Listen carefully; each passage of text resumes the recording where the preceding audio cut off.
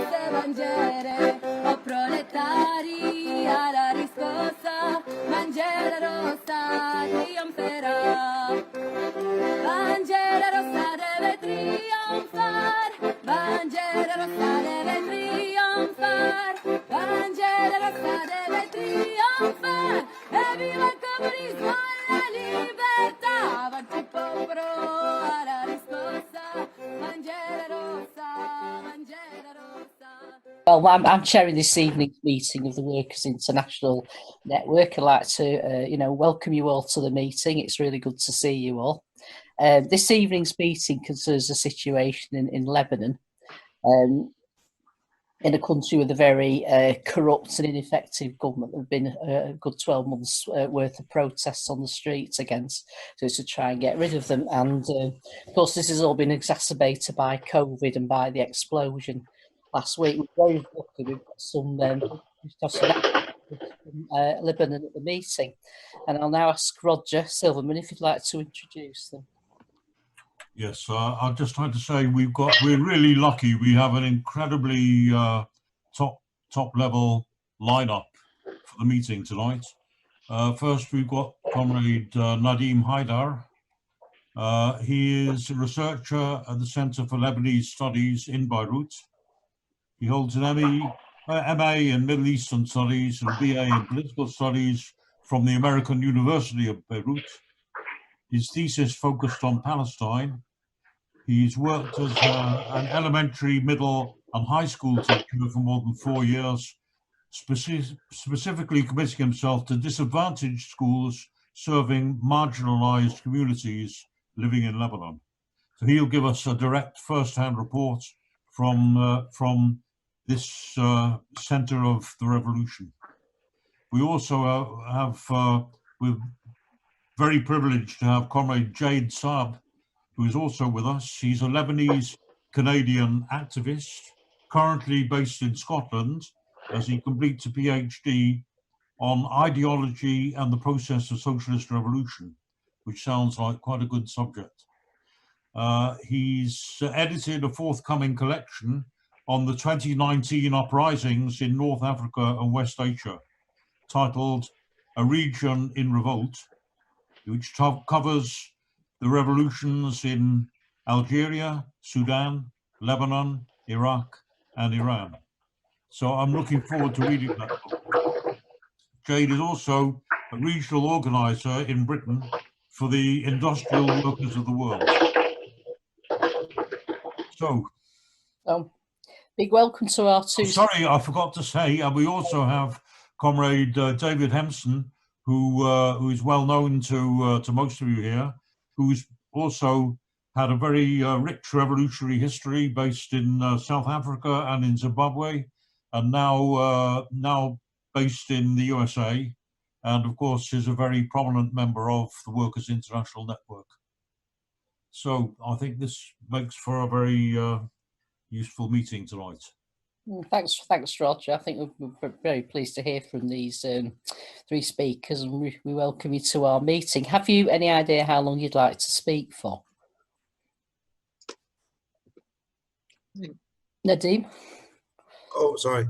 First of all, thank you a lot for the lovely introduction, Mr. Silverman. And I mean, as much as you'd like, I'm at your service. Shall we say about 20 minutes and I'll warn you at 15 minutes? Would that be acceptable? Oh, sure. Yeah, no problem. Yeah. What about Jade and David? Yeah, I'm happy to follow up after Nadim, and I'm also happy for this to be a more interactive Q&A if you're okay with that.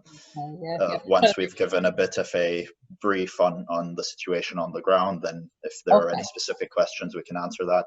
So you want to do a quick one after David, and then after Nadim, sorry, and then we'll go into your question. So what about you, David Hempson? Well, look, if I could have 20 minutes. I mean, look, I'm adjusting to the fact that we've got some marvelous speakers here. So maybe 25 minutes with a 15-minute warning and countdown, so I can make sure that there's enough time.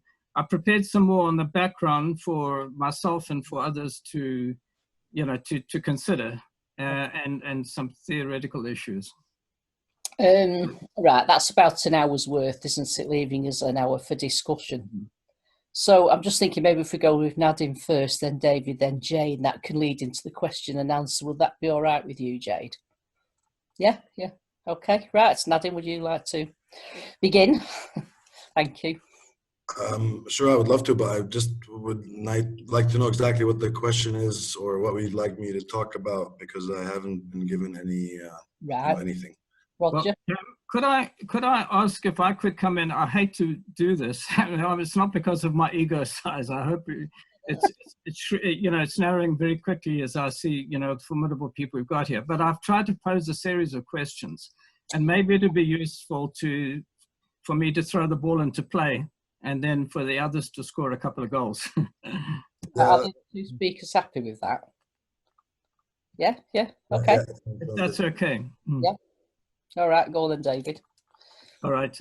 Well, look, with apologies, but here we go. Look, our organization and workers internationally are facing a challenge of revolution, and that we find that in many countries, usually small and developing countries like Lebanon, Zimbabwe, Chile, Algeria, Sudan, and now as we see in Belarus, we find that there are democratic revolutions which can transition to socialist conclusions, but they face an utterly ruthless and corrupt ruling elite, which uses force and every trick in the book to stay in power. And astonishingly, these ruling elites, the national bourgeois, usually have the support of the international powers, from Trump to Putin, and now we see in this case from Iran and even Israel.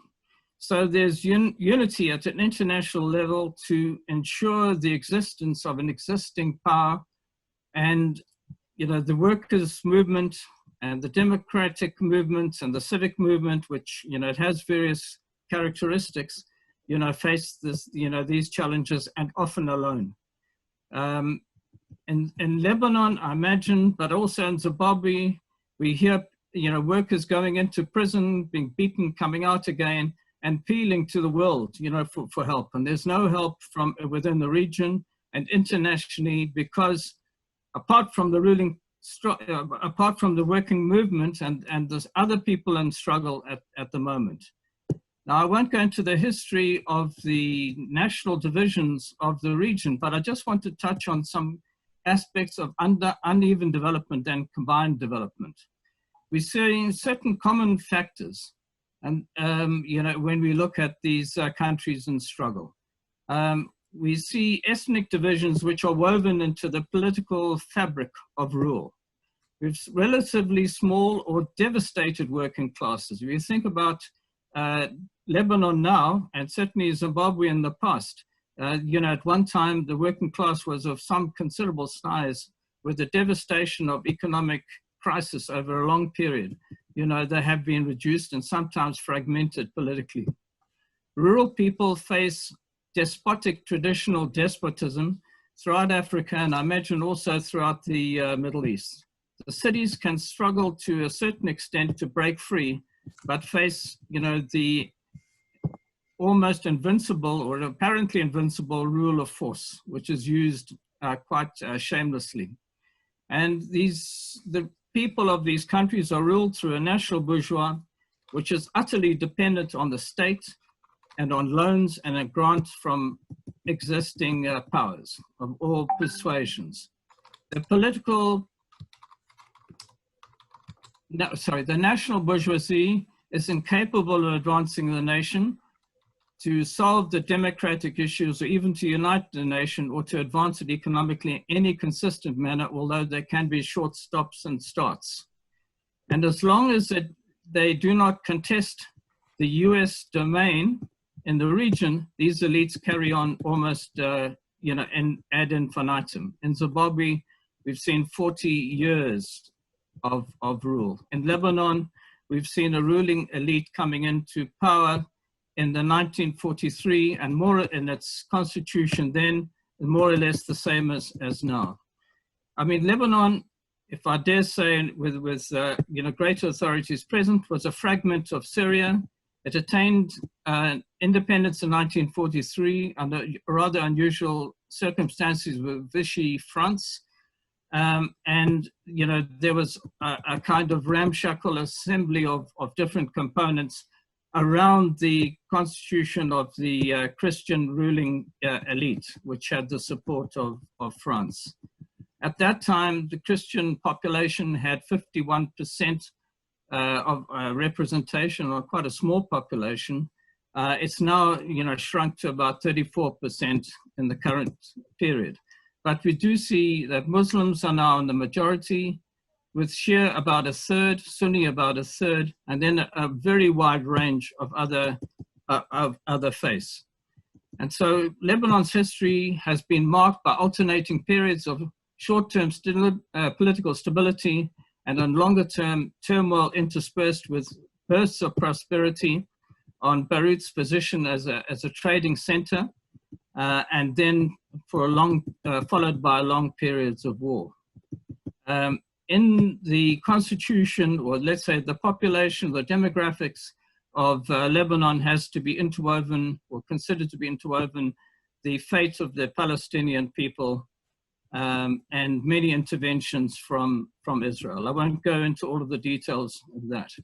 Now, when each of the struggles in Lebanon has faced a national bourgeoisie, I mentioned it was constituted, first of all, in 1943 on the basis of an algebraic formula of rule by the Christians, by elements of the Druze, by the Muslim leaders of the time. And that is not formally stated in the constitution then, but it's been the most durable element in terms of the ruling strata in the area.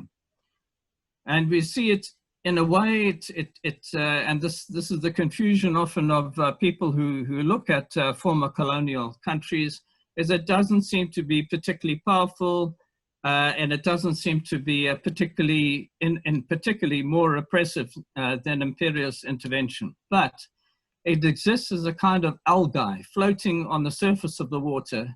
It looks green, but actually it's a toxic blue. It eliminates oxygen within the water, killing off democratic aspirations and killing the fish, you know, in the water.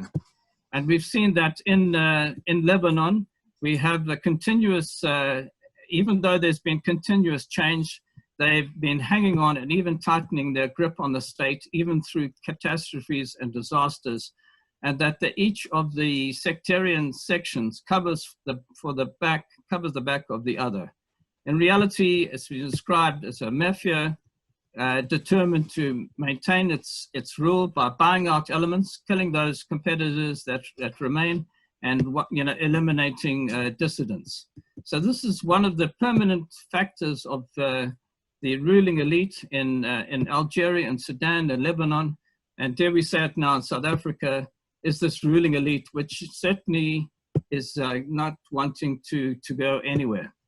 The motto of the people, I watched a movie last night on Lebanon, and this was repeated a few times in the family movie. It is better the devil you know. In other words, you know it's all wrong, but at least it's our man. It's our FOB, it's our SOB, as the Americans would say, it's the devil. But the devil, you know, is still the devil. But they can't treat language. I'll give you a quote. Corruption in Lebanon is bigger than the state itself.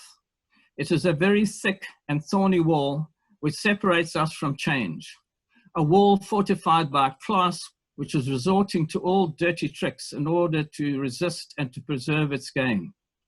They know that we pose a threat to them, and that the success of this government means a change in the long ruling class whose corruption has asphyxiated the country. I won't say who said that right till the end, because it would give away the game that the national bourgeoisie plays. The game is that each strata supports the other, even though you'd imagine that, for instance, Hezbollah would be firmly opposed to the corruption of Christian politicians. In fact, there's a reciprocal relationship which allows Hezbollah to be a state within the state, to control access to the ports, and to at times, and to be able to bring in its own imports and the like, and to have to be an armed militia while there's also a national army, a certain privileged layer there. Now, when we look at the ruling strata, we see that actually there have been challenges without end. I just want to move on very quickly now to the October Revolution. That is October 2019. An extraordinary movement which thrilled us all, of a movement from the streets based on the youth intelligentsia, working people, synchronizing with movements which are appearing in Iraq, Iran, and even stirrings in Egypt. An astonishing development which would have changed the character of the whole region. And the social conditions were an absolute decline in services, familiar to those in South Africa, where garbage is lying in the streets untreated, although you're paying for the service, and the like, of corruption at local government and every other level as well. There was an extraordinary potential, and the ruling strata then were forced to resign, and then with some illusions, maybe at that time, a government was set up to actually to bring in a new form of rule. And it was meant to be a technocratic regime, which would actually be a change from the past. But there is nothing which is technical about leadership. And it turned out that the leadership was absolutely integrated with the existing ruling strata. Now I want to move on quickly to the question of the post-COVID period, or the COVID period now, the devastation which took place with the explosion of 2,750 tons of ammonium nitrate in the port of Beirut, which devastated and killed and left something like 300,000 homeless. We've seen throughout the, I just want to touch on what had characterized the period up till then. We'd seen that the currency, at least the earnings of people, I heard an interview with a professor at Beirut University who said that she was now earning something like 10% of what she'd earned the previous year before. In other words, there's been devastation in terms of the incomes of working people. And this all arose because of the tricks which the ruling elite had undertaken, which had eliminated capital controls for themselves, but actually imposed them on other people. If you know anything of Zimbabwean history or current situation, this is exactly how, what has taken place with the ruling elite there. So that you can get, the ruling elite can access dollars, but not ordinary people. Capital controls have been put in place, but have not actually been operational. And you've seen that now debt servicing consumes something like 30% of the budget. And in court cases, it's been found that the money that Hezbollah has been accessing has actually been drawn from from the budget and through all kinds of interlinking banking relations, so that they could transfer money through from Lebanon through to the intervention in Iraq. So everybody has had a finger in the pie, some to a greater extent than others. After the devastation, on the 4th of August, we've had the spectacle of Macron turning up in Beirut, making a guest appearance, a disgusting performance, and attracting some applause, because in the disaster of the local ruling strata, the former imperialist power, at least seemed to have some authority. But what an appearance, strutting around Beirut when he couldn't do the same in Paris. And we've now seen the danger, in the sense that the ruling elite cannot continue in the old way, but without a decisive intervention from below and a coherent intervention, it looks as though they are seeking out ways in which they can continue the rule. Just imagine this. The land around the port has been devastated. There are already reports of land agents and the banks getting busy, and the local elite, of course, getting busy to buy up this land and then to cash in on the amount, on the disaster funding, which they're anticipating from the World Bank, the IMF, from France and the US and everywhere else.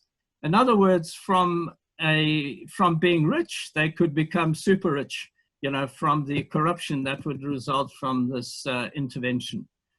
While the working people are forced into the most horrifying destitution. Now, how can how can such an issue be resolved? Every day we can see the youth, and particularly, you know, prepared to get into the streets, even though the first activity of the soldiers and the police is to spread so much gas around, tear gas around, that it's almost impossible, you know, for the demonstrations to take place in terms of the physical situation. People have to breathe in tear gas to be able to assemble. So we see a movement which is absolutely magnificent, which is prepared to sacrifice time and again, which stands against the odds of the local ruling elite and the international ruling elite, which is united to hold the existing elite in place. I'm not sure expressly whether Israel actually supports this, but it seems that every single ruling strata around in the region and beyond actually wants to keep this regime in place. You see that the challenge from the people in struggle is to know how to be able to displace an utterly corrupt, incompetent, long-ruling strata and deadly mismanagement, and to change their conditions. And the answer has to be that it's only possible by the working class and struggling people, because it's more, the working class in a sense has been devastated, and we have to look to the youth and to other strata as well to be involved in these struggles. Through that unity, through unity and struggle, to be able to spread the ideas and the marvelous aspirations of the Lebanese strugglers into Iran, into Iraq, into Syria, and into Egypt, and internationally, so that the struggle in one country can succeed by the spreading of the struggle throughout regions and throughout the world. Thank you. Thanks, David. I think that's a really excellent introductory background to the, the question of what's going on Lebanon at the moment. I think very, very valuable. So Nadim, I think we're expecting you to tell us what life's like on the ground, aren't we? I think that's the question. Is that all right? I mean, sure. I'd also like to just, make a kind of a scattershot response to many of the points Mr. David made. But if that's okay. Sure, yeah. So no, I mean, thanks, David. It was a pretty good introduction, more or less sums up the crisis and of course the predicament in which we're in. But I'd like to just kind of respond to a few of the points you made, just as a maybe to open discussion and maybe to clarify. First you started the discussion with opening that, we're in a crisis of a revolution. And this is something we've been hearing a lot here in Lebanon, that there's a revolution, the revolution in Algeria, the revolution in Sudan. I would urge us to kind of reconsider, just at least in terms of terminology, the use of the term revolution. I think is a bit too quick to, I feel like people should be using words like uprisings and rebellions and revolts precisely because there isn't a revolution. The word revolution, to me, entails a much more fundamental reorganization of structural relations. And in all the places many of the places you mentioned, this hasn't taken place. And if anything, I would say there's a revolutionary process in Lebanon that might be exploited and hopefully turned into a revolution, but we're definitely not at that stage yet, neither here or many other places, I would say. But just as a kind of interesting debate that many people here have is that they use the term revolution, but I feel that by using the term revolution on these kind of events that we're kind of diluting its meaning. But that's just one point. Concerning what you were mentioning, I mean, yes, the left is fragmented, and that's a big problem globally. It's definitely a problem here as well. I'm not even sure if we can even call it a left as such. It's so fragmented. And as such, when these kind of when there's a kind of over-determination of forces that lead to a kind of rebellion or a revolt, the sad part, I think, in the story of the left globally, and Lebanon is just a microcosm, you can see as such, is that the left is always unable or not ready to exploit that moment, to drive it in a certain way, to direct it in a certain place. And we're not even ready to confront the counter-revolution or the enemies at hand. In Lebanon, this is extremely relevant. The left, as someone once said, has a very good time of occupying space, but not such a good time of maintaining it. Because we don't have these parties or these coalitions that have clear programs, clear visions, clear directives, it becomes much, and then over time it peters out, and the counter-revolution has more than enough time and resources to set in, fragment, and kind of put out the fires, if you wish. In Lebanon, unlike what you said, the elites actually are cracking. That's something that's really new after the explosion. The elite forces that make up the ruling class are beginning to crack. They are turning on each other, they're pointing fingers, they're getting really, there's just a lot of signs that the elite is not as cohesive as it used to be for the longest time now. However, and this gives hope that if we do have a genuine leftist coalition that can form itself in the near future, then we can maybe make a few penetrations and take hold of the state in a much more effective way. The only problem here, and this is where the real counter-revolution comes in, is the question of Hezbollah. The question of Hezbollah, I was just talking to Jade earlier, but is kind of, it's a different creature. You know, it's not just another mafia.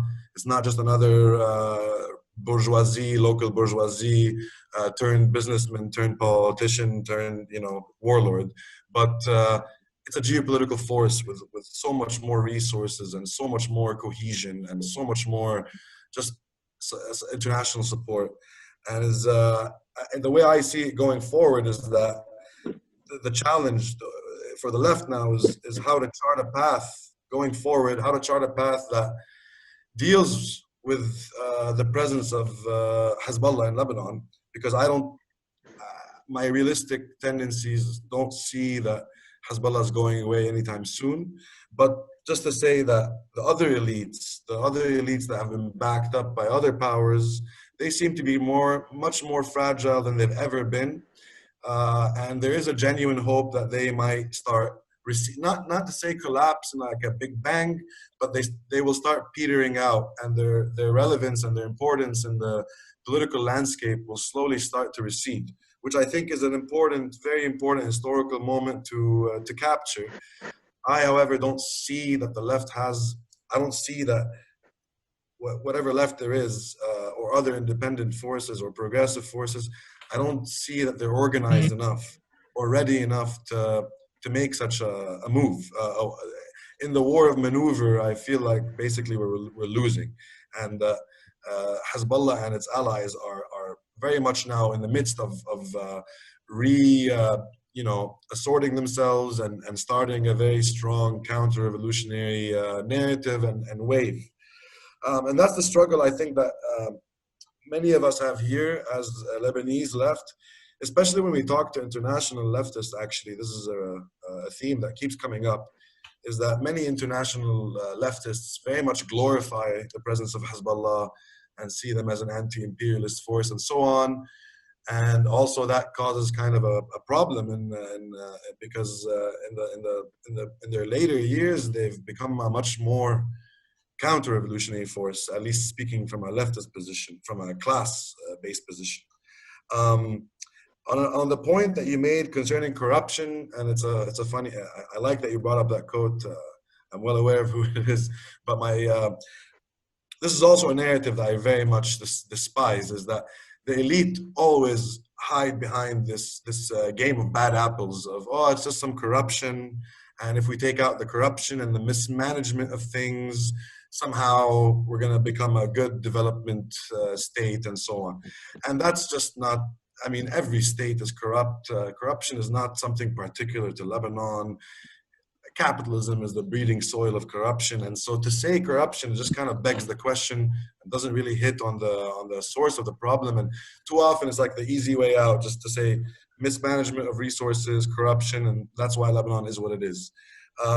Whereas rather it's a much more complex story of the Lebanese state and economy going all the way back to the days of the French Mandate in 1920, because ever since then, more or less, I mean, not to simplify too much, but Lebanon's development as a political economy has been completely dependent on the imperial center, so to speak. The French saw Lebanon as a kind of bridgehead into the region, used it to capture certain markets, and as a gateway to the Syrian markets, effectively, as the Ottoman Empire was falling. They very much introduced and reinforced a very rentier economy. And what I mean by that is a non-productive economy, an economy that focuses on banking and trade, and not even trade, sorry, just some kind of merchant capital, but mostly it's banking and today real estate and service sector. So we don't have a productive economy in any way or form. When you combine that with the state system or the state building project that happened in Lebanon, which, as you mentioned, David, like, of course there's a sectarian element to it, but it's just the surface kind of facade or tool or ploy that the local bourgeoisie uses to divide the working class and to force the working class to have to, clientelism, to force them to have to claim loyalty to certain patrons, to obtain certain services and welfare from the state, given that these same people, these same local elites have captured the state effectively. So it's this rentier economy combined with geopolitical forces and as you said, uneven and combined development is a great way to understand this. What Mehdi Amil, a local Marxist, I think one of the best Marxist thinkers in the Arab region, called a colonial mode of production. You have this colonial mode of production here that takes the sectarian element and completely morphs it into its own kind of capitalist formation. And all that has led to a complete crisis in the end, because we don't have, our debt is so high that we're the third most indebted country in the world now. Our trade deficit is insanely high because we import almost all of our goods as a result of this rentier kind of economy that has been built and sustained since the 1920s, you could say, and has continued. The Civil War, and this is where I'd like to just take it back a bit from the sectarian narrative, because too often when we want to understand Lebanon, people use sectarianism as a mode of analysis. And I think, of course, yes, on a certain level, of course, yes, there's some kind of sectarian color, but really it's just class war. I mean, really it's just simple. It's a class war. It's a geopolitical, by extension, a geopolitical class war as well, that the Civil War marked a kind of crisis, because right before the Civil War, costs of living had been doubling and there was so many socioeconomic crises. Workers' struggles were really becoming stronger. The Civil War was a way to just shut that all down and defeat the workers' struggle. And after 1990, when the Civil War ended, essentially a continuation of what was before it. Just more banking, more real estate, just a completely non-productive economy, very heavily reliant on cheap foreign labor that's extremely super exploited. And over time, all this led to extremely unbearable scenario. Now we have unemployment rates that are like 40%. Youth unemployment rate is up to 40%. 50% of Lebanese now are living in poverty. Lebanese, not to say anything of the Syrian and refugee and the Palestinian refugees and other foreign workers who are even in more desperate situations. Our debt is so high that half of government revenues each year have to go just paying the interest of the debts, just the interest on the debts that they've accrued over the years because of this Ponzi scheme between the banks loaning to the governments at low interest rates and so on. It's another story, but that's the story I would like to focus on. The more class story, the defeat of the class struggle in the Civil War, and now finally, after all this overdetermination of crises, a crisis of the care regime, a crisis of reproductive labor, a crisis of the currency devaluation, COVID-19, and now this bomb. We might have, and of course with the uprising that happened in October, then this is the chance for the left to hopefully take advantage of all this again. It's just a moment in this war of maneuver. We haven't been as strong as now for a long time. And maybe there's some hope there that we can start forming coalitions, working with the unions who have shown to be promising actually. And in time, it's a long battle, but in time form a certain coalition that might take back the state. And as I said before, the next struggle becomes an issue of how the left deals with Hezbollah, what kind of arrangements, what kind of coexistence can they accept? And if not coexistence, then it's going to be a full-on battle. And if that happens, well, we're going to lose because we're in no position to win such a confrontation.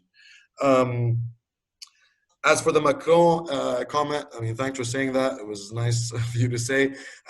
Yes, Macron was a pretty embarrassing and shameful presence.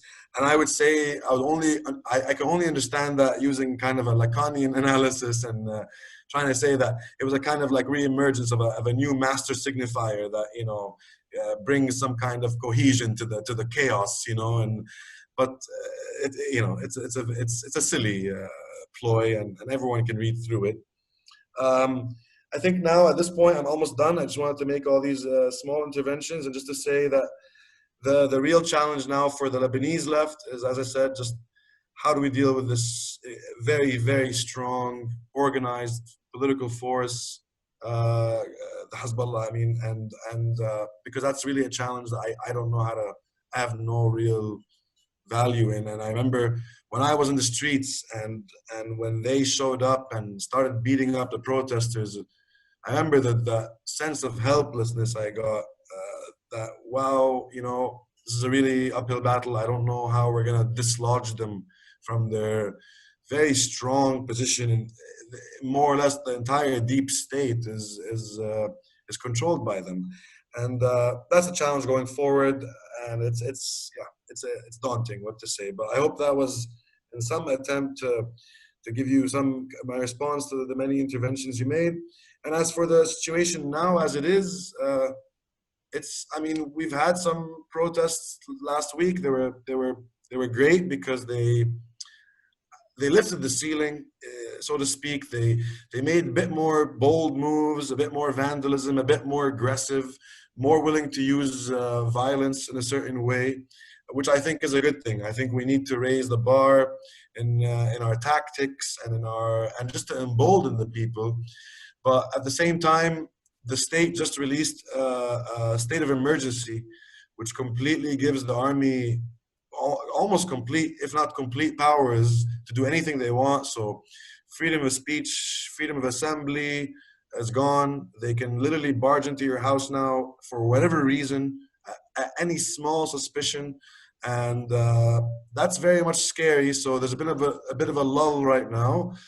But the street pressure is never going to end. It's just never going to end. This is going to keep happening. It's going to be this new form of politics of contestation, and it's good. It's just that I don't see a left that's able to channel that energy or direct it in a really hopeful or positive way yet. I do have hope, though, that in the coming years, some kind of leftist coalition might form a significant player in the political landscape. And that's all from me. Thanks. That's absolutely brilliant, Nadim. I'm sure that's given us quite a comprehensive insight into the situation in Beirut. Thank you very much. I'm sure lots of comrades will want to ask you questions. I'm just thinking maybe Jade, you might want to say a few words first, and then we can throw it open to everybody else. Can I just say, comrades, if you wanted to start putting your hands up, if you could just use the hand in the participant box, that will make sure I don't miss you that you want to speak. Thanks. Okay, Jade. Yeah, thanks. I mean, there's not much to follow on from that. Very comprehensive. Thank you, David, for also putting together that kind of initial presentation. I guess the two kind of topics I want to touch on is this concept of the state, and then maybe also touch on the development of the movement up until now, because I think in Western media especially, there tends to be this kind of fetishism towards spontaneity, but there has been a progression in this movement and the way it's built up to what it has become now, as well as dynamics that are currently happening that alter the way the movement looks like. I also wanted to agree with Nadim about this use of the term revolution, and the way I look at it is there are revolutionary situations, and then there are revolutionary outcomes. So I'd say we're definitely in a revolutionary situation.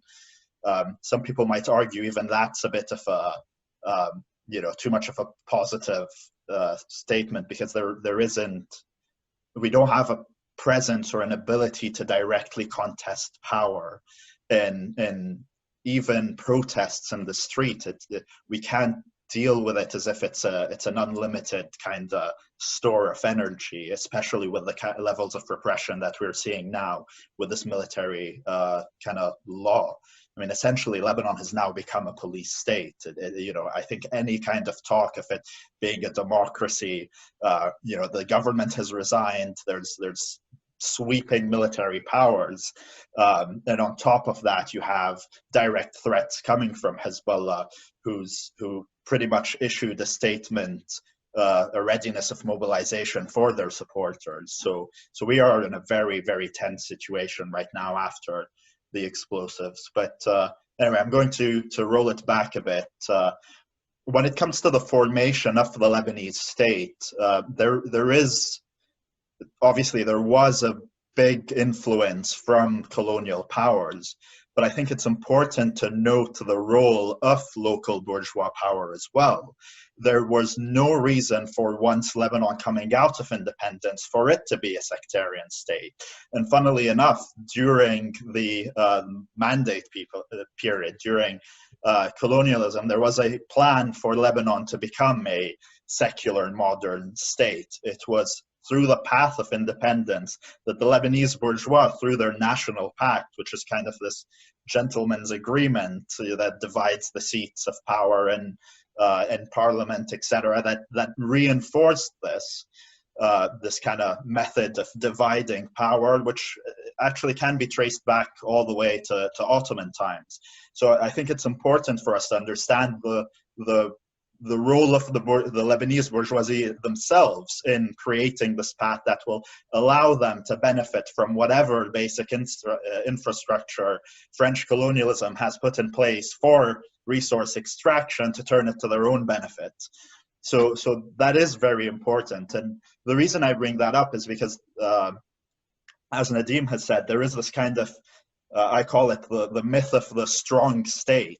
A lot of people in Lebanon say, well, in Lebanon we have a weak state, but that's not the function of the state. We know it from a class perspective. The function of the state is to allow and legitimize the extraction of resources, of profit, and this is the form of the state in Lebanon. So when we're talking about a revolution or an uprising, we're not talking about a simple changing someone at the top or a few players at the top. It is a fundamental change.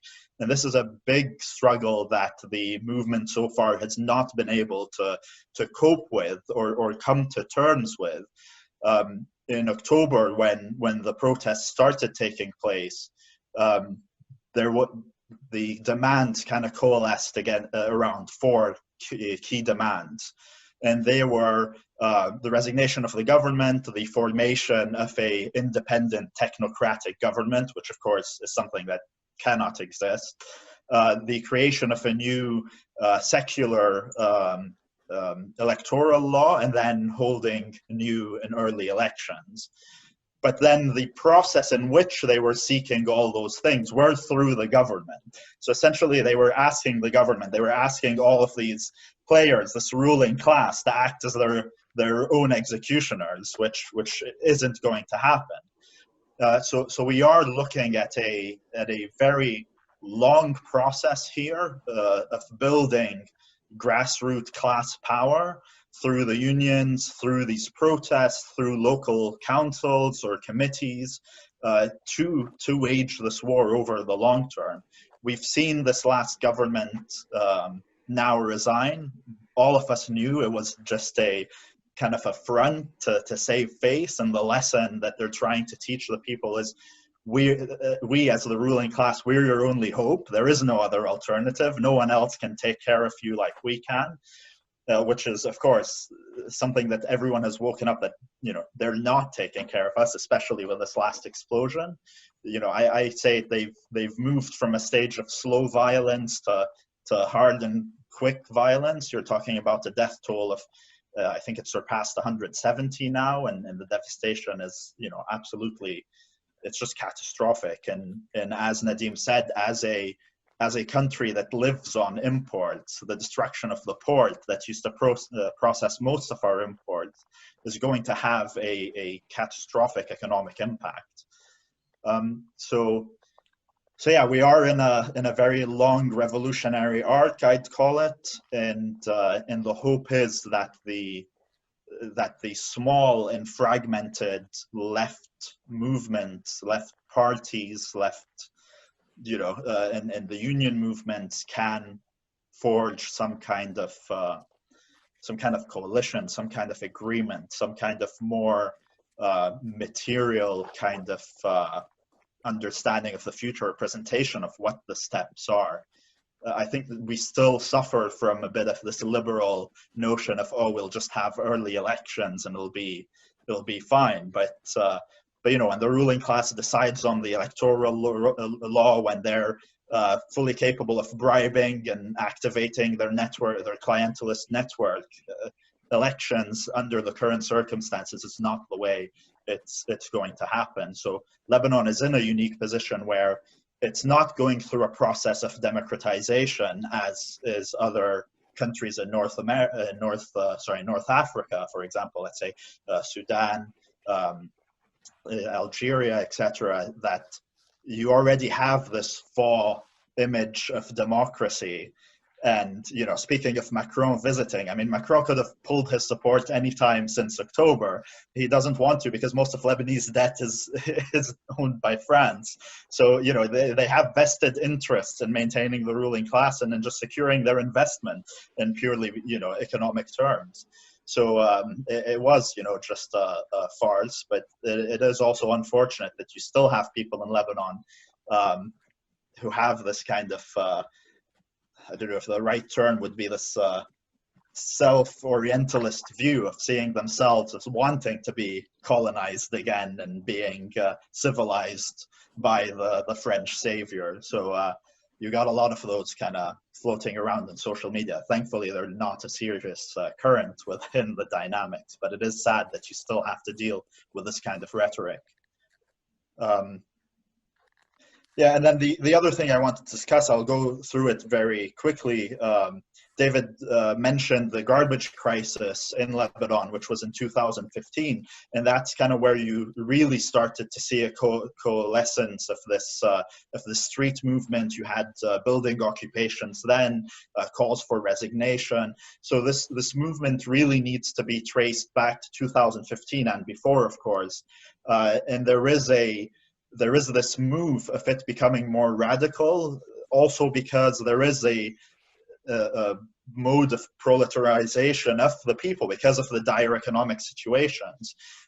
Back then it was bad, but it really manifested itself through this garbage crisis. So it was a different kind of movement, but it was really one of the first kind of street movements you can see. And then from that, it passed through kind of an electoral movement, and now it is becoming this just more class conscious, I'd say. So there has been a development there as well over the years, which I can only hope continues to develop in that direction.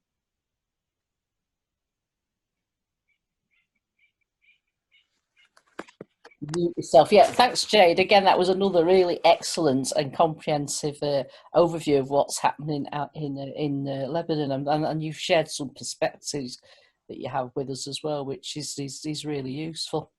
So thanks for that. I'll now throw the meeting open to questions and contributions, and then hopefully we'll by about 22 quarters to now we can just come back so the three speakers can sum up if they want to. So I don't see any hands up at the moment, so we are awed into silence. Thin. Okay, I can see you. Don't forget to unmute yourself. Finn, you need to unmute yourself. Can't hear you. Yeah, there are excellent opening contributions. So I want to direct a question to on this issue of the Constitution. To what extent is the Constitution an obstacle in the growth of the left-wing movement? See, when the French had the mandate over Lebanon, as was illustrated here, they created conditions. There was a Constitution 26 and again the National Pact in 43, created conditions where the president has to be a Maronite Christian, the Prime Minister of the Assembly has to be a Sunni, the Speaker has to be a Shiite, things of that nature. And then the government departments, civil service jobs, and other jobs are distributed on the basis of religious and sectarian affiliation, where the loyalty is often to the religion rather than to the state. And I wonder to what extent is that an obstacle? Now, this isn't an accident. This French tactic in the post-Ottoman Empire period was also used in Cyprus. When the British pulled out of Cyprus and created a constitution in 1960, their main opponent then was the Greek Eosis and Grivas and people of that nature, where the constitution was such where the president had to be a Greek and the vice president had to be a Turk, creating an institution of sectarianism. By the way, it also happened in the north of Ireland, where the present constitutional situation in the north is the first minister has to be a nationalist or a unionist, and the deputy first minister has to be the other one. And the distribution of departmental positions and ministerial positions is not based on a vote in Parliament, but it's a thing called the Hunt mechanism, where the various parties, many of which are sectarian-based, get their chance to have a bite of the cherry. Now, that kind of religious constitution is not unique to Lebanon, but it does allow for corruption, clientelism, things of that nature. So the question really is, to what extent does that kind of division in society create an obstacle for the growth of the left? And just one final point, I came across recently a reference to, in 1963, there was a communist party majority in the port of Tripoli area in the north of Lebanon. Now, I presume it's the case, but I'm interested to hear a bit more about that. The Communist Party at one point must have been influential. Now, that was a port area and it was like to have members, but can anybody shed light on that? This was 1963, where the Communist Party had a strong influence in the port of Tripoli area. Thanks for that, Finn. There's no other hands up at the moment. Does one of the other speakers want to respond to that? Or should we ask some more questions first? But nobody's. There are some questions in the comments as well. I don't know whether the speakers can see those. Right, Dave. Yes, I was interested in the point that was made by Nadine, I think, that said that unions have shown some promising signs. Well, I think from the left, the socialists, what the unions are or are not doing is an extremely important point. So could you say a bit more about any movement by unions in terms of class struggle? Because my experience is they cut across a lot of these divisions when you have people in work areas composed of different religions and backgrounds. That's has great prospects for uniting people across the religions. Thank you. Thanks, Dave. Yeah, there's some questions in the chat. Can we have more information on the unions?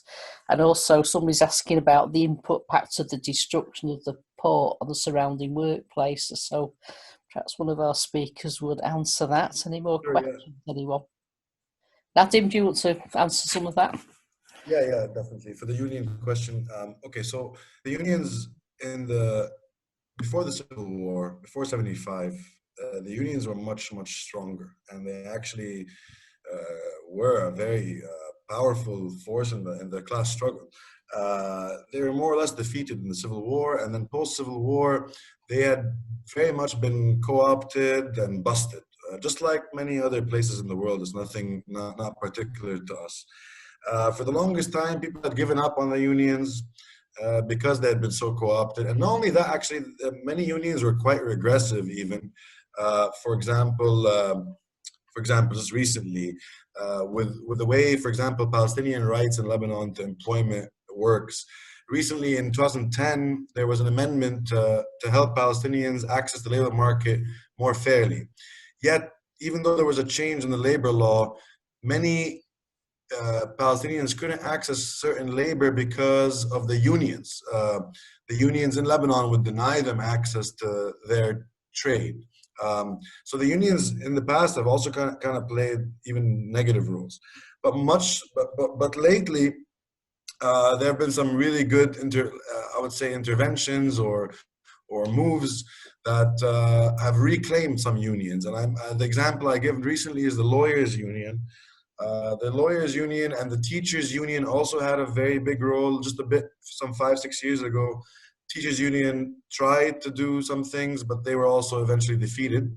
And more recently, in the post-uprising, the lawyers' union has been more or less captured, let's say, by progressive voices.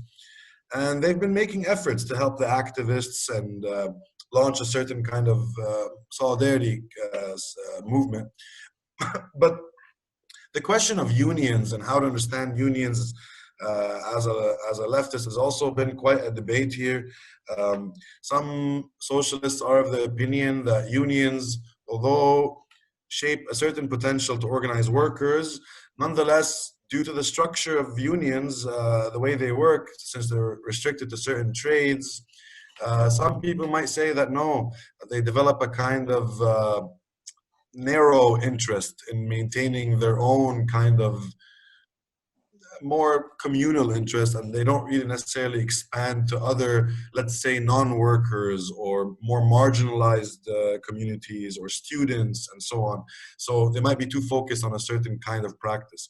I'm of the kind that says, I definitely think unions are a very important node that the left should definitely mobilize. And we have some success in the lawyers' union now, and many activists are now kind of thinking that since there are no real radical parties around, the Communist Party has been very much discredited.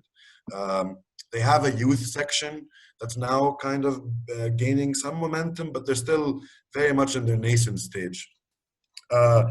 Some people are arguing that maybe the only hope we have are the unions because they do represent an alternative organized coalition that might kind of chart the way forward. As for the question on the Constitution, yeah, of course it does affect. Of course it affects class struggle because of kind of what you said. It reinforces clientelism. So effectively, it divides the working class, both discursively and materially, and also creates a relation of dependency in as much as the more poor working class are forced to reckon with these quote-unquote sectarian parties in order to access certain welfare, certain services. So for example, what Jade was saying concerning the garbage crisis movement, what many analysts say that the reason why that failed is that although it cut across sectarian lines, it was nonetheless ultimately an urban middle class movement. As such, these kind of subjects, these political subjects, they're not dependent on the patron-client networks. They have enough resources to kind of chart their own trajectory. They usually have a certain level of education, a certain level of cultural capital, and so on, that they don't actually need to depend on the party to access hospitalization, to access education, and so on. So by only focusing on the sectarian kind of, we're trying to reach out to all these sects, but not actually understanding sectarianism as not just a discursive tool, but a very material structure of dependency. And so if you want to challenge sectarianism, you don't just challenge it by going on the street and claiming a new kind of we. It's not a discursive matter. It's a matter of, you need to be able to provide services, material services, so that the working class doesn't need these kind of structural relations. So it's definitely the Constitution, in as much as the Constitution just represents a symbolic articulation of these very material and very embedded material relations, then yes, it definitely gets in the way. So, but that's my answer. Thanks, Nadim. I don't see any of the hands up again at the moment. I'm just double checking. I've just noticed in the comment that actually David Hempson has referred to. He says, please consider the effects across the real region. Will we see uprisings in Iraq, Syria, and Iran again? I presume David's not just about to answer his own question, although he can if he wants. What about the other two speakers? Would you be able to comment on that? If it's all right, I can come in a bit on this question and some of the previous ones. So yeah, to start with the effects in the region, I think it's important to understand, to note that even though it's not getting any kind of media coverage, these movements are still ongoing. None of them have ever gone away. So in Iran currently, you have a lot of strikes going on, especially in the oil regions, and usually that's an indicator of bigger things to come. In Iraq, it was either today or yesterday where students were protesting in the streets for their exam results, for not wanting to set their exams because of COVID, and fighting for a proper way, to get better results. And the student movement has always been a big one in Iraq. And then in Syria, the protests continue, even though, if you want to speak of the revolution or of what became a civil war has been largely suppressed, and now we are looking at, the counter-revolution securing its power, protests are still going. So it's important to note that, they never really went anywhere. Having said that, and this is all very promising, because of the history of the region, you do not have this level of cross-border solidarity. There is a lack of historical solidarity and understanding. I mean, even if you want to talk about Lebanon, to give you an example, ever since the end of the Civil War, Lebanon doesn't even have a unified history module to be taught in schools, because no one can agree on how they want to teach the history of the Civil War. So in Lebanon, we don't even know our own history, let alone, to understand the working class history of countries that are around us. Apart from solidarity with the Palestinians, which in and of itself has become a highly politicized tool used by mostly counter-revolutionary and authoritarian actors to suppress, movements, popular workers' movements. There's not a lot of knowledge outside of that. So it is an area, just a small plug here. I'm also a member of an alliance of Middle Eastern socialists, and this is what kind of we try and work on in building this solidarity. On the issue of union struggles, just to kind of add to what Nadim has already said, not only have there been gains in traditional unions, but there have also been the creation of independent alternative unions. I think one of the most known or the most active has been the Union for Journalists. So it's kind of an alternative union for journalists there. And yeah, similarly, historically, what Nadim said is, before the Civil War, before 1975, there was a large union struggle, and part of this history that is forgotten in Lebanon. When we talk about the 50s as the golden age of Lebanon, there's a complete history that's being forgotten of labor struggles, of worker struggles, that include one of the biggest achievements was the establishment of our national university, the Lebanese University, happened during that time. And it's completely forgotten. The 50s is just seen in this kind of romantic, nostalgic, we were a free market economy where everyone was rich and happy, and, we had trams and trains, and a very romanticized lens, and that labor history is forgotten there. So yeah, there definitely is hope there. Finally, to go back to the question about the Constitution, I mean, it's funny to say, does the Constitution impact? Because that, in a way, assumes that the ruling class rules through the Constitution, and the ruling class rules because it's a ruling class, not because there's a Constitution. And they've been, since the end of the Civil War and before, have done things that are blatantly against the Constitution, including the Parliament extending for itself 3 times over, 3 or 4 years. So there is no kind of legalistic, even when you talk about the separation of powers in the Constitution, that just completely doesn't exist in Lebanon. You are talking about a ruling class in its purest sense, with the smallest of fig leaves to masquerade it as something that it isn't. And then, yeah, so there was also a brief question about the Communist Party, the Lebanese Communist Party. So its strength needs to be understood in the strength of the labor union and the labor movement before the Civil War. But ever since its participation in the Civil War, which quickly degenerated into a sectarian war, and their continued participation in that, and a lot of their recent political decisions around, for example, their political position on what's happening in Syria, has left them largely discredited, even with many members of the left in Lebanon. And in the last elections, for example, they did not win a single seat in parliament. So their power has tremendously kind of just dwindled to be nice. Thanks, Jade. Just having a look to see if there are any hands up. Jimmy.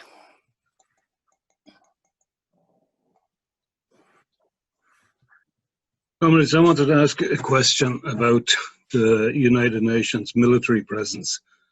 I'm in a situation here where I'm aware, on an anecdotal basis, of Irish people who have been involved. In fact, I could near say at this stage, there's a couple of 100,000 Irish men over the last 42 years have educated and fed their families as a result of the United Nations service in the Lebanon.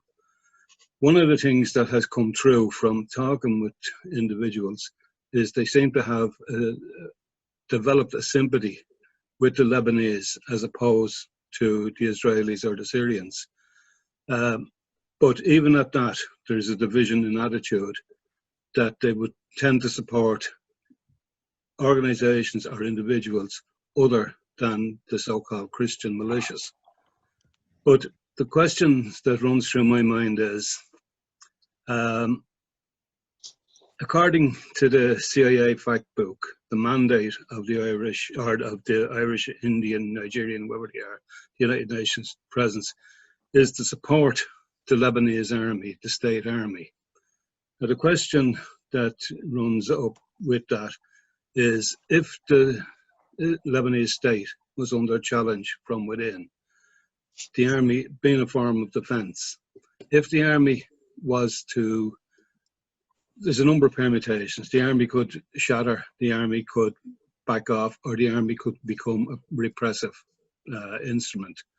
I'm not sure which way it would go, and perhaps you, comrades, could give advice on how strong the army is in the pocket of the state leaders. But the question that I would ask is, what would the general attitude be of the Lebanese working class, and particularly the left-conscious working class, to the United Nations Army? Would they still see the army, or would they acknowledge the army as a beneficial role, or would they feel that they're there as a deterrent, a second 11 against a collapse of the army, or as a buffer between there and the Israeli state, or as a buffer against Hezbollah? I mean, there's a whole heap of questions as regards to the role of that army, but the central one is, what would the general attitude of the Lebanese working class be to supporting the presence of that army or the removal of that army? I'll leave it at that. Thanks for that, Jimmy. Would one of the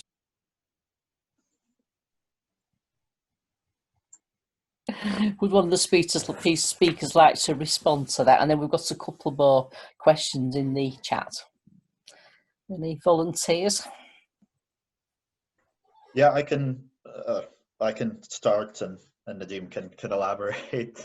I mean, there's two parts of that question. There's, I think you were asking specifically about the role of the UN, which is positioned on the south of the border in Lebanon to kind of ensure that the border between Lebanon and occupied Palestine is respected. And then there's the question of the Lebanese army in general. And historically, the role of the army in Lebanon has been seen for a very long time as a neutral force, as whenever we'd have a political crisis, usually someone from the army is promoted to the role of president as a consensus force, and really it's just another facade. So you have had calls at the beginning of October, of the uprising, for people to call for some kind of a military coup or some kind of military junta to take over. As the uprising has progressed, and right now the army is playing a completely counter-revolutionary suppressive role. If I want to compare it at the beginning of October, when people would go out in the streets waving army flags, and you'd have videos circulating on social media of soldiers kind of crying because they're having to confront protesters. That does not exist now. The army is playing a completely suppressive role. They have been rolled out not only in a capacity, because Lebanon was already in a state of emergency due to the COVID. So the new law that was passed last week gave them even more powers, where they can now arrest anyone in their homes for any reason. So I don't think there's any reason to believe that, should the army play a more political role, it would be in the favor of the uprising. And this is not to mention that the army itself is very co-opted. You have different sections of the army that have allegiances to different sectarian parties. So I think it would be a mistake to put any kind of hope in that direction. I hope that answers your question. Thanks, Jade. Just to return to the chat comments, and comrades can put the questions in the chat if they'd rather do that. Let's see what we've got here. Well, there's a question here. Could the situation lead to the major powers taking greater involvement in the region, namely the US and Russia? And sort of connected is, are there any powers? I've lost it now. Sec. Is there any international power which does not support the national bourgeois in Lebanon? Anybody feel they can respond to that? Sure. I mean, considering the first one, of course, there could be greater involvement in the region. And I'm actually, all my eyes are on Russia now. It's always people are talking about all the other ones, like France and the West specifically now, specifically with all the aid that's coming in after the explosion. But my eyes are on Russia. I think they're going to make some moves pretty soon that might be a bit interesting to watch. But yeah, I mean, of course, many powers are now going to exploit this crisis because it's coming to the edge of complete collapse. I mean, the state, at least some kind of state, whatever is left of it, is more or less on the verge of collapse economically, specifically, and COVID as well, and many other crises. So I'm sure many powers are going to try to exploit that kind of vacuum or space and try to direct it in certain ways. But there's no predicting. From my position, it's difficult to see how it's going to pan out. It's difficult to see what forces will ally with what local forces and so on. But as I said, given Hezbollah's presence, its hegemonic presence, I'm sure Russia might have something to do with the issue here. Is there any international powers that does not support? I mean, I don't know. I don't even know how to answer that question. But most international powers aren't really radical, so I don't think they're gonna come saving us. I think they have certain interests, and as they always do, and they're very hard to find the opposite. So that's my take on that. The other questions down. How united is the ruling class? I tried to answer that when I said in my beginning by saying that they are, in my opinion, they're fragmenting, they're kind of cracking. Not to say that they're not strong, not to say that they don't have their loyalists, they do, but they are cracking. And not on sectarian lines. It's not so much so on sectarian lines. Again, the sectarianism is usually, in that sense, is much more thin than it's deep. So they're not cracking on sectarian lines. They're cracking on power. You know, who takes over what, and who maintains his seat and who doesn't. And that's just the elite fraction kind of fight. And would working people be easy to split? That's the question. You know, that's the $1 million question under there. Is like, what will working people do when this crisis of the elite, in addition to the fact that we're building our own movements, how will we respond? It's very difficult to predict that, in my opinion. And as for the last question, the radical left, again,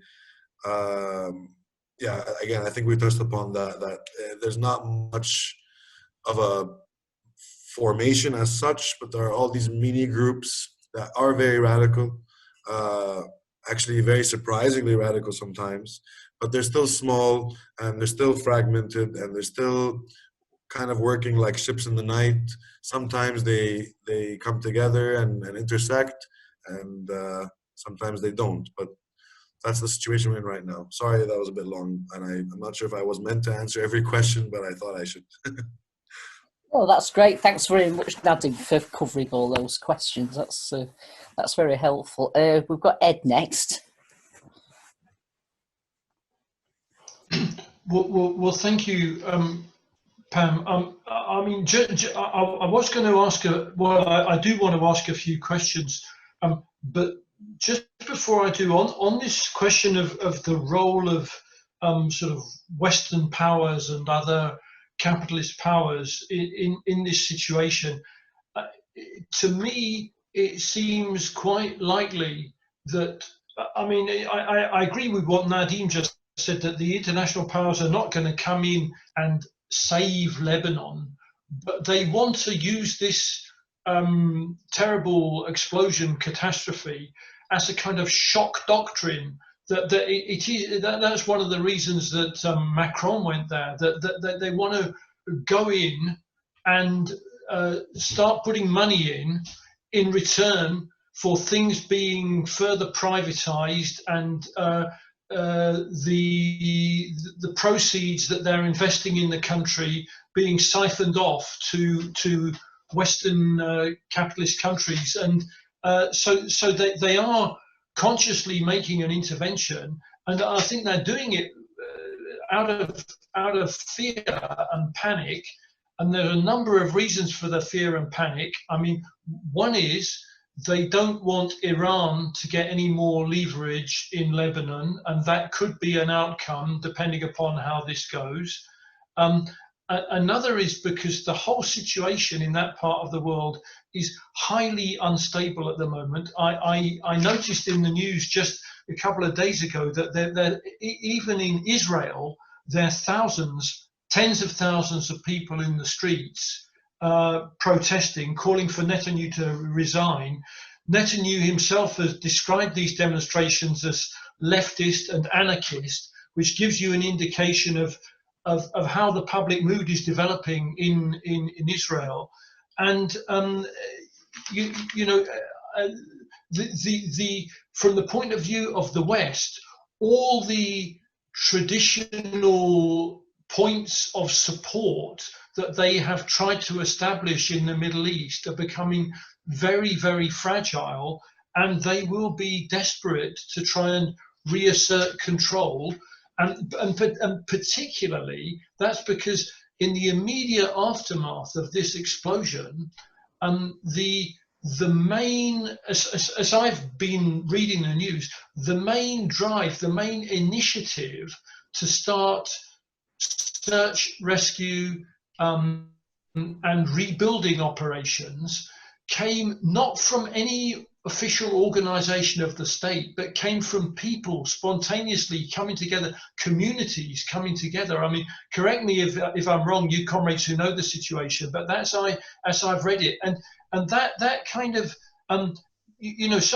somebody said that we have to provide services on the ground in order to counteract the existing sectarian divisions and sectarian interests. Well, the coming together of people in rescue operations and so on, that is already the beginning of providing those those grassroots community initiatives that build solidarity and break down sectarian barriers. So I think that both the ruling class in Lebanon and the ruling class in the Western powers, who are continuing to try and get an influence, are very worried about this situation. I mean, I hear everything that comrades have said, comrades who know much more about the situation on the ground, about how difficult it is for the left to regroup and assemble itself and create a coherent party of revolution, which would be what would be necessary, as one of the comrades so eloquently put it, to transform the situation from, I think you said something like from a revolutionary process, the beginning of a revolutionary process, to a revolution. But partly related to that is this question of, one comrade said that the CP, the Communist Party, did not win a single seat in the last election. Where are the votes that were going to the Communist Party? Where are they going? Are they disappearing altogether, or are they going somewhere else? And that these smaller mini groups, very small, radical, fragmented groups, do they stand in elections? Do they get anywhere? Do they, is there any possibility of them beginning to form a bloc together to stand in elections? Those are my questions. Thank you, comrades. Thank you for your very interesting. Yeah, thanks, Ted. There's also somebody in the comments that said which radical left formations are there on the ground. So maybe someone, or maybe one of the speakers or somebody else would like to answer that. Are you trying to answer that question, Dave? Are you into something else?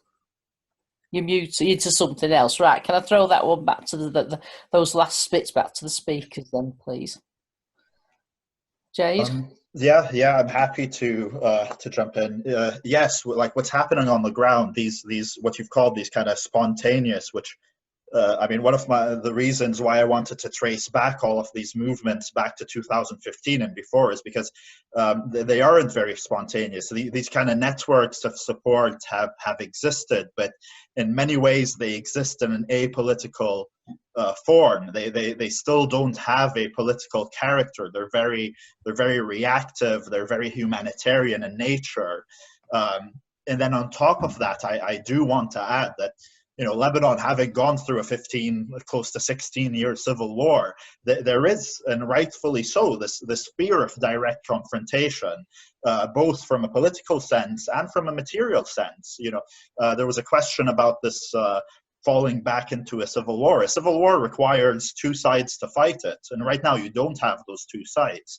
You have the ruling class, which after the civil war most have been disarmed as part of the peace treaty, except for Hezbollah, which was through legislation given this role of resistance. I mean, a lot of people present Hezbollah as a kind of grassroots solidarity, kind of anti-imperialist force, but it's given legislative cover by the ruling class as part of their agreement of dividing the loot, essentially.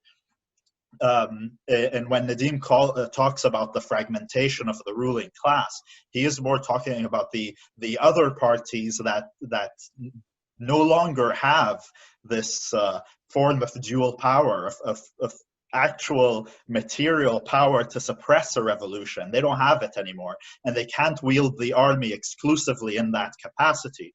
So what you have is this really strange situation where Hezbollah is coming to this to save the ruling class, and will essentially be able to take a greater piece of the pie for itself. And we talk about international intervention.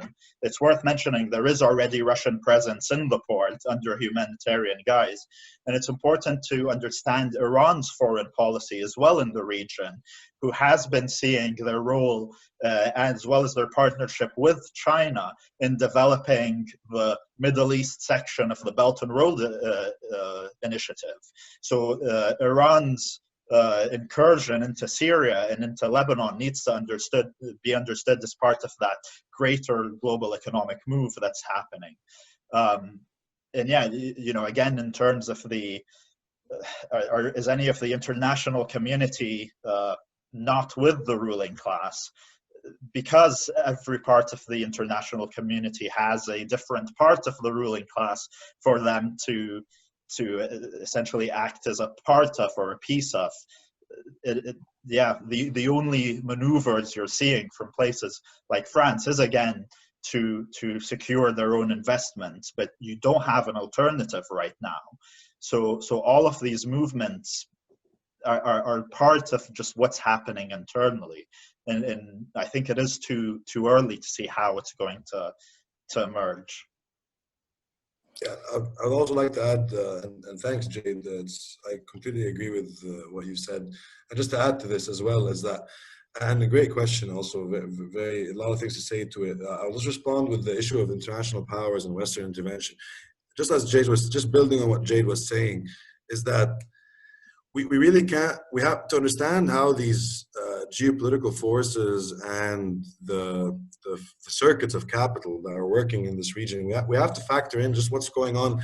Like, look at how the US, for example, in relation to US imperialism, the US failed in Iraq, the US failed in Syria, the US failed in Lebanon, more or less.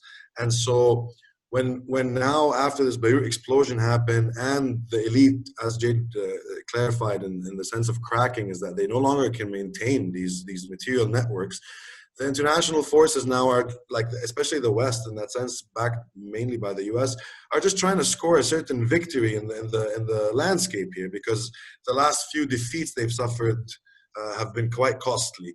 So I would read their moves in that kind of, with those interests in mind. They trying to shore up and fortify the status quo, because they're seeing it crumble in a way and losing ground to Hezbollah slowly but surely.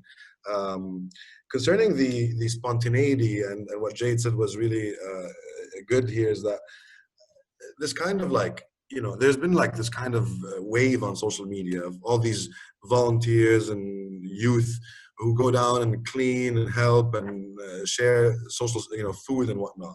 And then there was this kind of almost a sudden emergence of like a new kind of identity, almost just in beginning to be formed, that's kind of combines anyone and everyone who's just not in the government or not in the ruling kind of, mainly the government.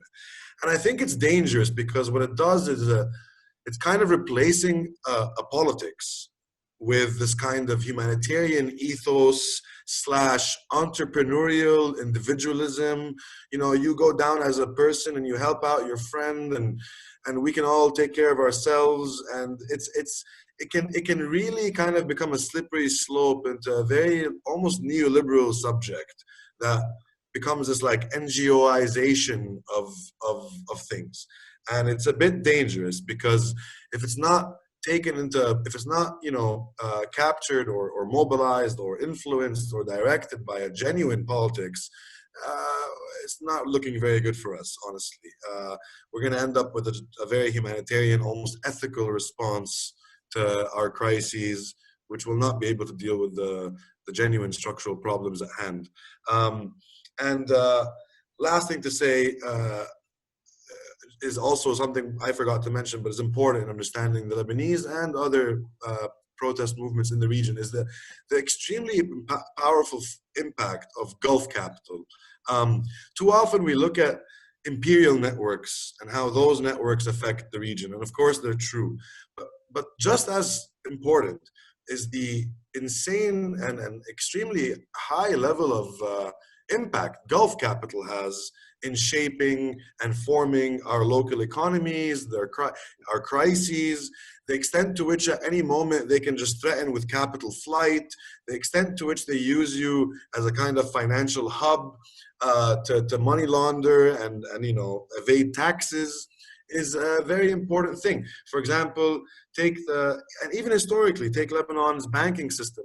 People forget to mention that one of the reasons why the banking system became such a free market, in that sense, such a neoliberal version, is because in Iraq and Syria and in Egypt, banks are being nationalized. So many of the business elites would send their money to Lebanon to kind of hide it and allow it to, you know, escape from this kind of nationalization. And so as such, it's not just Western capital in that strict sense. It's also, it's more, that's why I would urge to see things through circuits of capital that are international in scope, but much of it comes from Gulf. And for example, Hariri was a big, you know, story here in the terms of bringing in neoliberalism, ushering in neoliberalism, can be seen as a direct extension of Gulf capital, because he came from the Gulf and more or less got all those resources from the Gulf. And that's a very important story that's always under the rug. And I think it's very important to shine on that a little bit. But that's all. Thanks very much, Nadim. Right, I'm going to bring David Hebson in now. Then we've just got one more speaker. If we don't get any more, I'm then going to ask Jade and Nadim if they just want to sum up briefly at the end. Yeah, I know, David. We David Hebson in first, then it's you. Okay, David. Okay, well, look, thanks so much, Nadim and Jade and others. You know, we've all been learning a lot, and in certain points, you know, there have been some corrections and some illuminations. I mean, it's a very great, it's really a good discussion. Can I make some difference with you, Nadim, on the question of corruption? In other words, that we are indifferent to whether a state is really corrupt, a little corrupt, or fighting to have some sort of national purpose. Now, I don't have a final situation. I mean, all capitalist states are corrupt to some extent or other, but the degrees of that are quite astonishing. You know, there are indices of this and so forth. Now, why is this of importance to us? Well, if you can take, you know, the situation in many countries, but let me just give you an illustration from South Africa. At one time, we had a national electricity corporate body, which used to get AAA ratings internationally. Now the debt is catastrophic, and there's hardly electricity supplies, even during a recession, are problematic. I mean, the looting's phenomenal, and the possibility of economic growth with such catastrophic state services is very, very low. In other words, I don't think we can support that. We can't be indifferent to that. And more than that, the degradation of the state, particularly in the former colonial countries, can have really ugly results. For instance, I don't know if anybody here knows that in Mozambique, a port has recently been taken over by a faction of ISIS. And the national army, that's the Mozambican army, has been driven out. And ISIS is now becoming triumphant. They're even talking about ISIS regrowing now in Africa and not in the Middle East. And that is because there's been so deep corruption in the Mozambican state that most of the state doesn't exist. It's billions have disappeared here, there, and everywhere.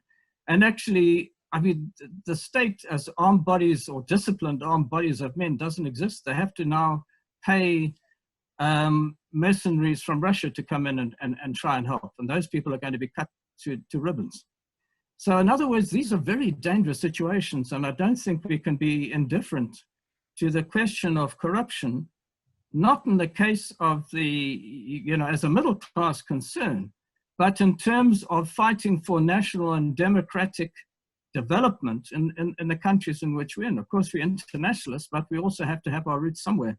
And actually to fight for the working class, not to be ripped off and so forth. Just one point about this is that generally people think, oh, well, the state's fine. If there's a bit of corruption, that's not a problem. But please understand this. There is no state corruption without extensive privatization. Now, it's not called privatization. I mean, there are no honest tenders going out to international, multinational companies to come and do electricity for South Africa. Far from that. What they are doing instead of that is that they're giving off contracts to their brothers, right? Now, these people are useless at doing this work.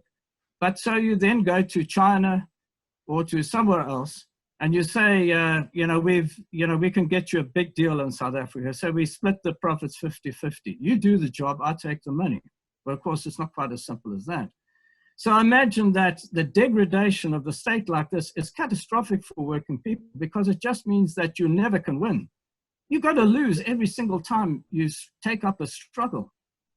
And what made my blood pressure rise in relation to Lebanon was this, that I heard, you know, the billions that were being spoken of. And then the donors were saying, well, of course, we have to have some structure. We can't just give the money to the people. We've got to have a structure to take this money. Then I heard this professor at the Beirut University of Urban Planning saying already the land has been taken by sections of the elite. Now they've got the land, they're just waiting for the money. They're going to become catastrophically rich. This is going to be a devastating development for the Lebanese people. Not only will you have a corrupt elite, but you have a corrupt elite which has never had more money if they can get away with it. And France will be ready for that. Russia would be ready. Everybody is on board with this because they want this elite to continue as before. I think it has extraordinary damaging and dangerous political implications. And I certainly don't think that Marxists can be indifferent to the question of corruption, not because we are nice legal petty bourgeois and we don't like to see it, but because of the results. The results are devastating for the colonials, you know, in a colonial state. And, you know, formidable countries like South Africa had a formidable economy. It's now reduced, you know, we're approaching ruin. And we can't be indifferent to that. That means hundreds of thousands of people to be dismissed and, you know, and the working class to be cut down to sizes in Zimbabwe, where at one time it was something like 40% of the population, and now it's about 3%. So that kind of ruin is not good for the working class. It's certainly not good for the revolution. So that's just one point. I think we stand corrected in a sense on, or asked to clarify the language when it comes to revolution or to a revolutionary situation, a revolutionary outcome, the development of revolutionary forces and the like.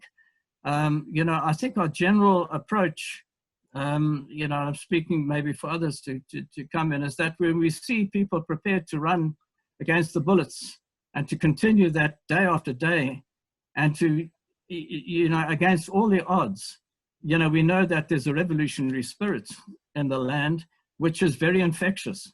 And that's what I hope to have learned more about the situation in Lebanon, possibly affecting elsewhere. That's why if there's a defeat in Lebanon, after all these high aspirations of the people, I can see that it's going to be cloudy days for Syria, which is, you know, bordering here and then, and maybe also in Iran. If there's some way in which the Lebanese people can advance and move on to taking power in some ways, and that's what people are talking about. I've heard interviews with people on the BBC. They say we have to have power, and it's extraordinary that you can hear that from a professor of urban studies or something like that. And maybe it's just language, but it's certainly an aspiration, because they realize that there's total degradation and total corruption among the people that have actually ruled them. And they say, this state is killing us. It has been killing us for decades. Now, that's the language, I think, of revolution. Whether it's going to succeed is something else we have to calibrate, but certainly the spirit is there.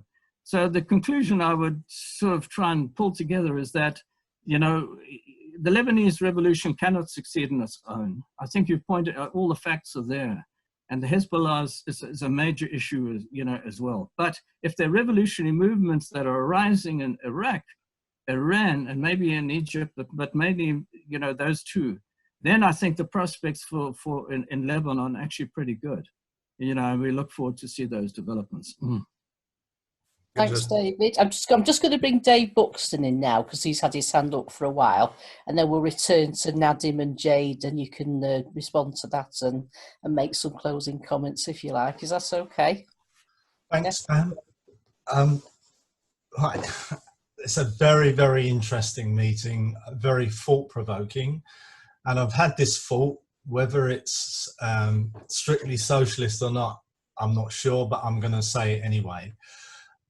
And it sort of relates to, I think Nadim said about don't approach the question of sectarianism in a discursive way, but you have to address the practical needs of the people. So I was thinking, because of the issue of corruption, those docks need to be rebuilt. So I would say, if I was in the Lebanon, I'd be saying, the docks is a priority. We can't rebuild the docks ourselves. We need some country like China, which is got the Belt and Road program, that whoever gets it, the key issue is we can't have corruption. We have to have openness and transparency. And you'd make a demand like that an X percentage of the workers in that project, which is going to be a massive project, should be Lebanese workers on trade union rates with trade union rights. And you'd make that demand via the people of the Lebanon, and I think that would have a big echo, because, you know, the fact this has created havoc and the need for the port. So it's just an idea I had in terms of connecting with Lebanese workers, and then you tie in the question of trade union rights and trade union rates. And on the issue about left groups and how they relate to people, and I was thinking, we've talked a lot in our Black Lives Matters discussions online about the role of the Black Panther Party, and that's an alternative to the Hezbollah model. It's also practical, because there they had feeding programs for children, education programs for kids, health programs. So, and I think too many groups on the left don't address those practical needs of the people. And in a country like Lebanon, it's obviously absolutely necessary to have a revolutionary organization, because that's what the Black Panthers called themselves, revolutionary socialists. They addressed the practical needs of their people. But one of the key issues was education, because they looked at the history of America and the oppression of the Black people, and they had education programs. So translating that to the Lebanon, if there's no formal history, the socialists should do a socialist history of the Lebanon and the region. And I have to say, along the lines of the book that Roger Silverman wrote on Greece. Now, I didn't know a lot about Greece, and I read that book and I was utterly amazed by the complexities of how the West got involved, particularly during and after the Second World War, to stop the communists having influence and power post-war. So if the socialists had a party like, it doesn't have to be the same, I'm just saying that's a model, the Black Panthers, that took seriously the question of education and educating the people, then I could see that that would be a way that they could build their influence. And then thirdly, is the role of Iran. Now, and how to undercut the support for Hezbollah. You know, I'm talking about someone who lives in the West, has no inkling of how such groups and religious organizations have such a powerful impact on your society. But if you also did a socialist analysis of Iran's history and how there was a strong left there, and I think you, Nadine, said about how a lot of the left have all these illusions. Well, I agree with you. In Iran, a lot of the left, leading up to the revolution that ousted the Shah, a lot of the left was saying, oh yeah, we had great illusions in the Ayatollah as being some radical force, and it totally sort of disarmed it in a practical way, the left, in facing the threat in Iran when the revolutionary troops of the Ayatollah started repressing everyone. So if you had a socialist analysis of Iran, that's another way you could sort of strengthen the forces of the left. So I just wondered, Jade and Nadim, what comments you had on my thoughts on your situation. Thank you. Thanks very much for that, Dave. Right, it's 10 to 9. Would Nadim and Jade like a few minutes each to just respond to those last two contributions and make some closing remarks? I have noticed questions are still appearing in the chat, so if you could deal with those at all, that would be appreciated. I don't know who would like to go first. Sure. I'll just I quickly think you go first. Yeah, right. Thank you. I'll try to be quick. Just in response to David, I mean, I just want to say, no one's saying that corruption is not a problem. No one's saying that it doesn't get in the way of working class. Of course it does. It's just an issue of analysis. How do we understand it as a phenomena? And I'm just saying, I'm of the type who argues that corruption should be understood as a symptom, not as a cause. It's not, you know, if you look at the cause, if you want to see it in a cause-effect relation, although I don't like to do that because I prefer a more dialectical approach. But nonetheless, if we were, I would like to see corruption more as the effect or the symptom. I mean, I like to use the word symptom here to complicate the nature of cause and effect, but of much more structural conditions that are embedded.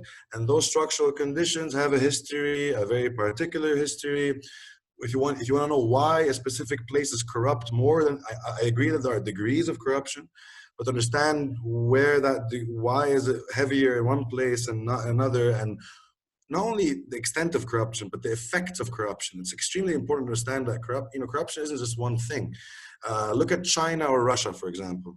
One could say that corruption soars through the roof, but the way in which that corruption is directed, the way in which state building uses that kind of rent-seeking behavior, has developmental aims, let's say in China or Russia, much more so than in Lebanon, where corruption has clientelistic aims. But the reason that's the case relates to the particular history we have, as we just mentioned today, all through the colonial history up until the local bourgeoisie and what they did and what alliances were formed and what kind of political economy was created. Is it a rentier economy, a productive economy? What role it plays in the geopolitical landscape? And when you put all that together, well, yeah, you get a certain color of corruption. But to say that, you know, corruption is the problem is much like those kind of neoliberals who in the post-Washington consensus argue that, oh, you know, yeah, we realize the market needs a good state and it needs some good laws and some basic kind of state, you know, that we admit that finally. And then whenever a crisis happens, they'll just say, it's because you guys you know, you didn't apply our privatization, our liberalization well enough because you're too corrupt. So it very much steers in that direction, this kind of neoliberal understanding of development. That's just my take on it. So it's not that I disagree with the impact of corruption, but just how we understand it is important to steer away from, in my opinion, these kind of arguments that beg the question. As for other, Mr. Dave, I appreciate your thoughts. They're very welcome as to how to organize and how to move forward. As I said before, unions might be a good way forward. It's still very much in its nascent stages. So I don't know what else to say. Your comments on Iran are very much in place. In fact, yeah, it's one of the good lessons for the left, because they indeed did put too much trust in the clergy, and that, you know, didn't turn out so well. The difference in Lebanon, though, is that it's not so much a religious, you know, power that we're struggling with. These guys aren't religious by any real sense of the term, with the exception of Hezbollah aside. As I said, sectarianism here shouldn't be read as a kind of identity. It should be read as a material, colonial, capitalist formation. So only a very small minority are like these kind of die-hard loyalists who really believe in the identity itself as such, as some kind of essence. Most people, when they speak of sectarianism, they know that they're doing it from a very utilitarian lens, from a very, very materialist lens. I need to access a hospital to do that. I need to have good relations with this boss. This boss wants me to say XYZ, I will. It's much more, you know, cynical in a sense.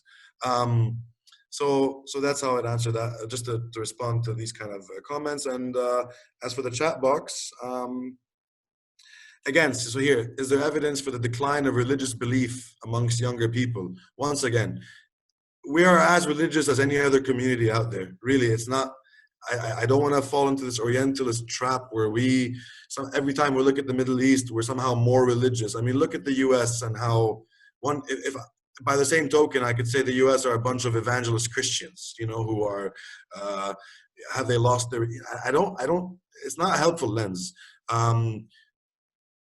If anything, the October if you want to rephrase that question, it would be, is there evidence that the youth has stopped becoming loyal to their, you know, sectarian parties? Yes, there is lots of evidence of that, as the October uprisings have demonstrated. Sorry, but that's my 2 cents. Thanks, Nadim. Sorry, Pab, did you want to come in? Yeah, I just wanted to build on that, just to reply, you know, going back to David, that's kind of why my first intervention, I wanted to focus on this concept of the state. The state in Lebanon cannot exist except the way it does right now, within capitalist relations, unless we're talking about a socialist state, which we are you know, right now nowhere close to that. You know, that is so. I mean, maybe I'd love to be proved wrong. You know, maybe tomorrow we wake up to a socialist Lebanon.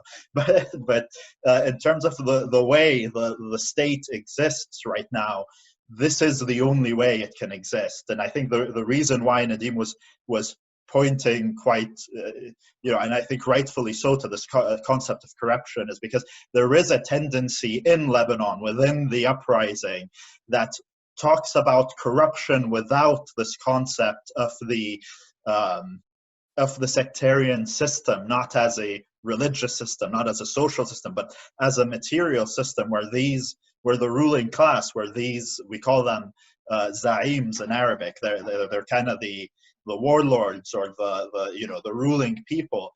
They have been in power ever. You know, a lot of them came from landed gentry back under Ottoman times. We still talk about the Jumblats and the Erslans, which are the families that existed as landowners. They always already owned the capital. So there was no way for the Lebanese state as a capitalist state to develop in any other way as it has now. And that's why I think it's important for us, especially in Lebanon, as this debate happens in Lebanon, for us to lose this naivety that we can reform the state. It requires a fundamental socialist transformation where the means of production, and even though the in Lebanon is still on paper, you have a lot of public-owned companies. The port is publicly owned, the electricity is publicly owned. You still have a lot of these core things, but they're not. There's complete translucency between private and public because of the sectarian system. So that's why kind of I think Nadim is being very passionate about this. And then to add to what Nadim was saying about the materiality of sectarianism, most polls in Lebanon that question people about whether or not they want to get rid of the sectarian system come back, I don't want to say an overwhelming majority of people who are happy to move away from it, but there is a majority of people who want to move away from it. So when we talk about religion and sectarianism, it's not on a social or on a personal level. As Nadim just said, Lebanon's a country like any other. There isn't a kind of ingrained fundamentalism or an essence of this kind of religious struggle.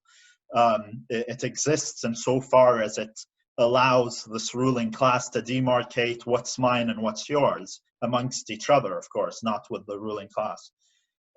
So I just wanted to bring that in. So even when we talk about nationally owned things, we talk about them as if they are already privatized, as if they are already in the hands of the ruling class. And yes, it will be worse if, one of the IMF's key conditions is to privatize more of these things. They can be more outwardly, owned directly by these people. So I just wanted to talk about that a bit. So when we talk about sectarianism, it's these material relations. It's things as simple as your religion is still on your document. No matter how secular you are as a person, you are forced to go through these systems that are sectarian, that are religiously funded. The state funds its own religious institutions, which is a whole nother layer of corruption and you can't have a civil marriage in Lebanon. If I wanted to get married to someone else from a different religion, I can't do that in Lebanon. I need to travel to do it outside, and then the state will. So it's just so fundamentally ingrained. There's a quote kind of people say in Lebanon, kind of apologetics for being sectarian, which is a truism. They say, I'm not sectarian, but the system forces me to be sectarian and to act sectarian and to think upon sectarian lines. And it's because even if I'm not sectarian and I want to, make sure a family member has a spot in a hospital, I'm going to have to go to my sect's leader and beg for a hospital bed and or a job or medicine or anything like that, because they have built these clientelist networks. I think just an important clarification there. Dave, just to go back to you, nothing you said is wrong. It's just a question of who's going to do these things. We don't have these people yet to build this this dual power, even if it, and whatever we're having of it in a humanitarian sense is very apolitical, it's very timid, is not outspoken. Who will make the demand of the port construction being done by union workers, etc. That's what we're in the process of building, and that I hope we see kind of developing and evolving. Thanks, Jay. That's absolutely brilliant. Thank you. I think we've had an extremely interesting and an extremely thorough discussion this evening. I've certainly learned a lot from listening to all you people, especially our witnesses on the ground, which is Jade and Nadim. So very, very big thank you to Jade and Nadim for coming along and joining us and sharing your experience, and also to David Hemson for his excellent lead off. We have meetings of the Workers' International Network every week at this time. If you're not on our mailing list to join in, please let us have your email address. We'd really like to invite Nadim and Jade along, wouldn't we? So the next meeting is next week at 7 o'clock. I don't know if we know what the topic is yet, but it will be on an international subject of for somewhere or other. Roger. Yes, we will organise another very interesting meeting, I'm sure, next week. And I wanted to ask if anybody has any contacts in Belarus. Can you let us know? Because that's the next uprising. Let's get the word right, that we need to get a bit more information from. And I'd just like to repeat, Jade and Nadim,